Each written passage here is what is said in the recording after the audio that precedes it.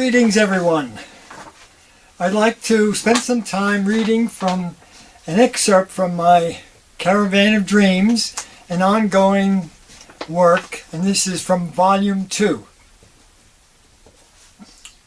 All the nights I have slept in strange and unusual places, often under interesting circumstances. Sleeping out by the side of the road in the pouring rain outside of Buffalo. A week in a dormitory at the campus of the University of Boston free of charge when I was traveling with an insufficient quantity of cash. Staying in a space no bigger than a closet in the upper floor of a hotel in Salzburg, Austria for a week for an insignificant amount of money. The proprietor somehow felt sorry for me. Camping in a London train station for a number of nights. My stay was curtailed when a bobby explained to me that I needed to move on. He was surprisingly respectful both in his approach and the manner in which he delivered the message. He actually behaved like a public servant and not like a bully with a policeman's badge. All the hotels and bed and breakfasts and motels and hostels I've used throughout the U.S. and in many parts of the world.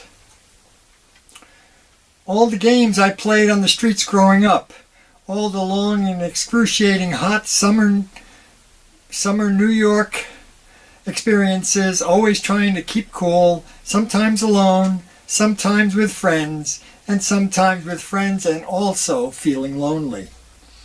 My young life had added poignancy, for I had to witness directly my mother's anguish, suffering from MS. She had courage and tenacity that I learned to admire. The astounding transitions that I witnessed growing up in the post-World War II era as the technological revolution began to take hold. I am part of a rapidly diminishing population that actually remembers manual typewriters, rotary phones, mimeograph machines, telephone booths, the Dewey Decimal System, book catalogs at the library, the literary world before word processing, handwritten letters, and snail mail.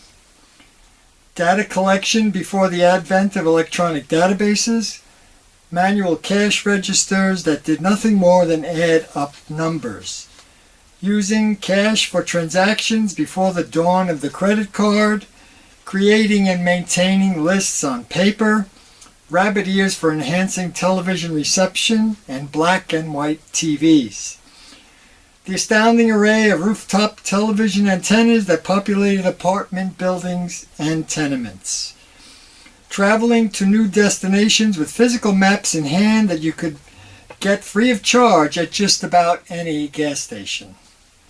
I experienced life before the advent of air conditioning, microwave ovens, automatic dishwashers, food processors, electron microscopes, and all the other seemingly miraculous imaging devices, travel on commercial jets, high-speed trains, and space travel.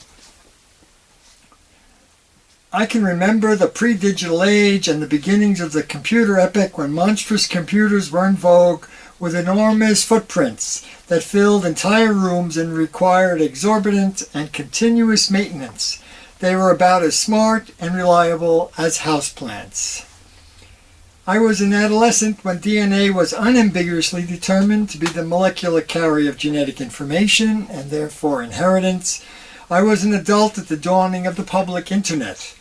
I was 25 when humans first set foot upon the moon, 1969. Growing up on the streets of the Bronx, my main mode of communication was talking directly to friends, and if I wanted to really be heard from a distance, I would have to yell, for our pockets usually could not accommodate megaphones.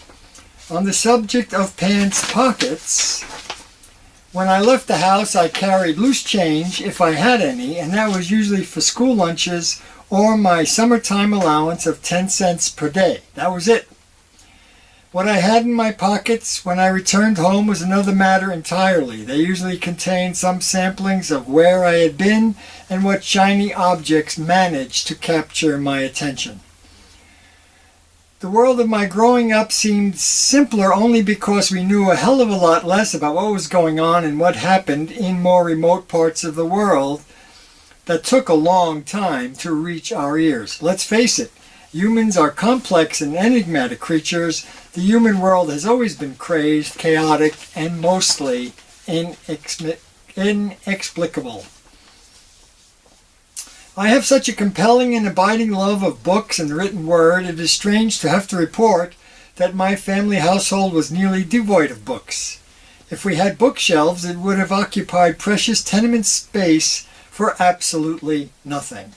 My father's devotion to the Reader's Digest was real, but this magazine had a small footprint and he did not keep old copies. His secret relationship with girly magazines, however, was a tightly guarded secret, and he kept them all squirreled away in hidden places, much like an alcoholic would hide his fix. I don't know if my mother was ever aware of their existence.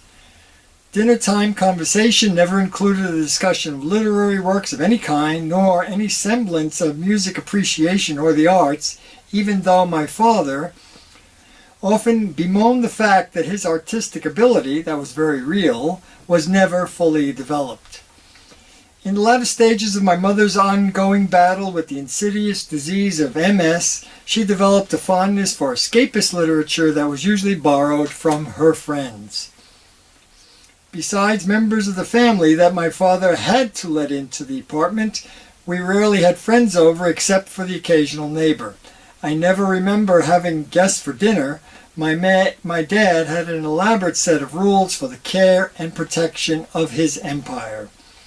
These rules were often set forth by what seemed to be arbitrary edicts that were seemingly mandated on the fly. You dealt with my father very carefully. It was like living with a volcano with a capacity to explode with the smallest trigger. I shed this caution when I became an adolescent and grew very tired of it. As an adolescent at the cusp of young manhood, me and my dad argued about many things, but he was my dad. We always respected each other and knew where each of us stood. The idea of parenting was vastly different from that generation than it is today. In the modern era, there is a great deal of pressure for parents to be perfect, to offer up their lives for their children, to be unerringly devoted to the point of submission. But that is a grand illusion. Of course, sacrifices are necessarily made when you take on the awesome responsibility of raising and caring for another human being.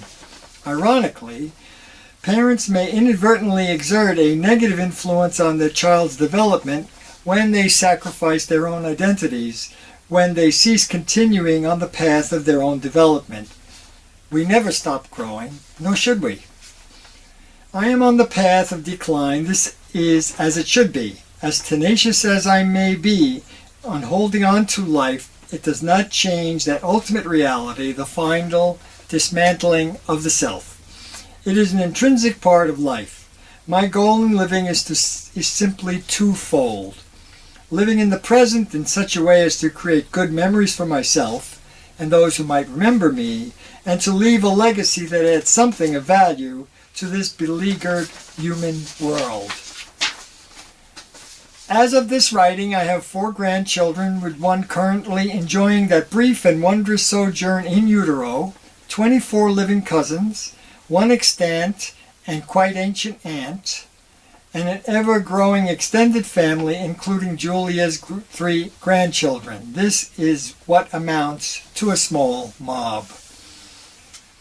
The flow of life is remarkable and an ancient continuum. It is a tidal force that surges through all beings and is remarkably tenacious in a chaotic and wholly unpredictable universe. Individual life is an integral aspect of this matrix that permeates space and time, yet individuals are transient chords in the rhapsody of the living. As the reckless carriers of the human song in the body of our molecular inheritance, we move the human species through time. We can either dance to the music that is at the very heart of existence and reap joy from its simple existence, or cry out in useless defiance, and like Don Juan, do battle with demons we have conjured up within our boundless imagination. We can plummet into the tortuous corridors and inner sanctum of self, or simply get up and join the dance. The end will come soon, yet the music continues. Days come and go like smoke and wind. We consume the hours like the in and out of breathing. We are alive within the compelling rhythms of day and night, sunrise and sunset, the ebb and flow of seasons and tides and heartbeats and emotions. Years accumulate within the hourglass that is our sojourn.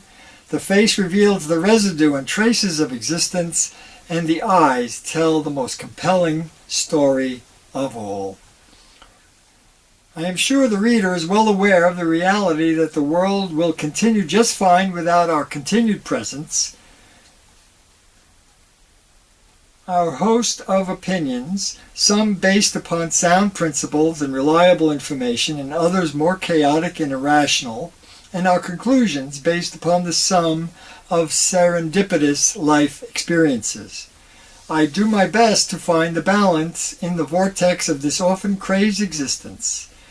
The ingredients of life are periodically seasoned with joy, anguish, pleasure and pain, disappointments of all varieties, elation, unexpected good fortune, mirth, somber reflections, deep and abiding friendship, enmity, and most importantly, love. It is love, creativity, and imagination that maintains my relative sanity. It is friendship, companionship, and family that keeps me buoyant, and I am thankful for having the opportunity to taste the marvelous subtleties that is so artfully bundled with existence. Thank you for your patience and time in listening to this part of my ongoing and seemingly never-ending work. Thank you.